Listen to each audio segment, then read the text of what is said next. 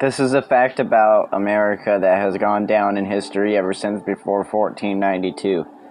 Every time America claims to have been attacked is because they are occupying a force that is not recommended to occupy, which is Penal Code 418. You are not allowed to be here. If I want you here as a slave, as an occupying force to help enslaved people, then yeah, that should be your duty, and that should be your main duty. I mean, what else would you want to liberate?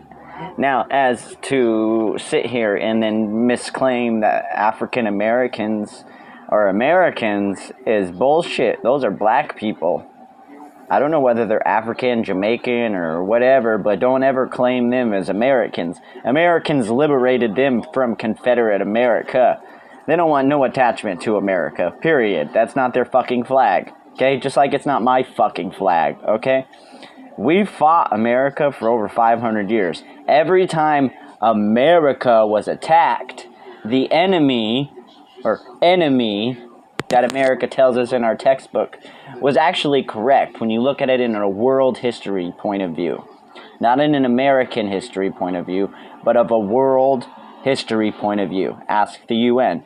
Every time America has been attacked, they have deserved it because they are doing something illegal, whether it has been Confederate America or America.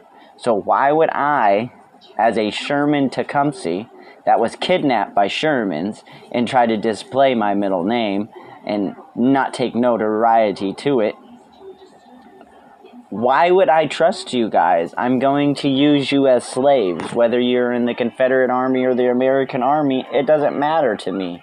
You guys are going to fight and kill each other, and the slaves are going to be able to escape. Now, when I say slaves, I don't just mean black people. There's a lot of white people on those plantations that had a whole lot of fucked up families that didn't want to be there. Those are our concerns too. So are the Indians. But the white slave owner isn't our only concern either, especially when we misconceive the white slave owner as being white when they use the term Negro, and that is Spanish. Okay, which comes directly back into the Navajo Nation of why that would exist. Okay, were Africans here before 1492? Of course, Britain was here before 1492. This was my land is your land, but you don't, it's not just your land. You don't make the rules here. You have a constitution of self-defense, but I could at any point in time take away your constitutional right as you misclaiming to be an American that's not truly American. Now, with that being said, my British and my Shawnee ancestry, it trumps the constitutional code. It trumps your code of law. It trumps your code of conduct in any sense of matter.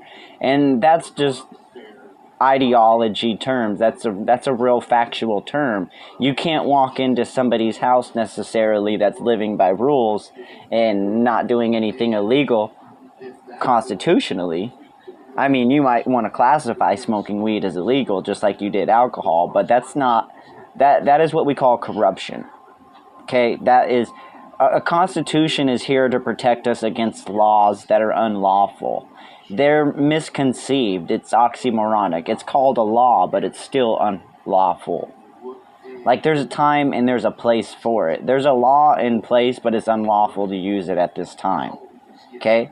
Just like your Second Amendment right. It's not right to use your self-defense if I'm not attacking you. And in all reality, if I attack you, how good of a human being am I to say you still have the right to protect yourself? Okay?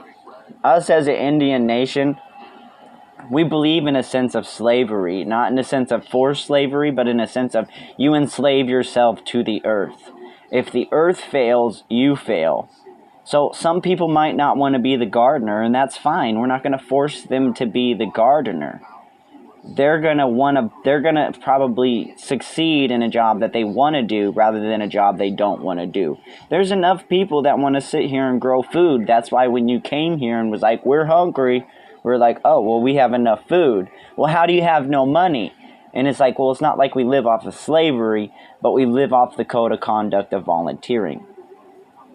Now with volunteering, you have to understand the volunteers volunteered to protect the vets that were hurt. And the vets were there to protect the ones that were being hurt, and so on and so on. Somebody's got to be there for the volunteer, and it's not a different notion. You still just got to kind of volunteer, because a volunteer does at some point become a vet.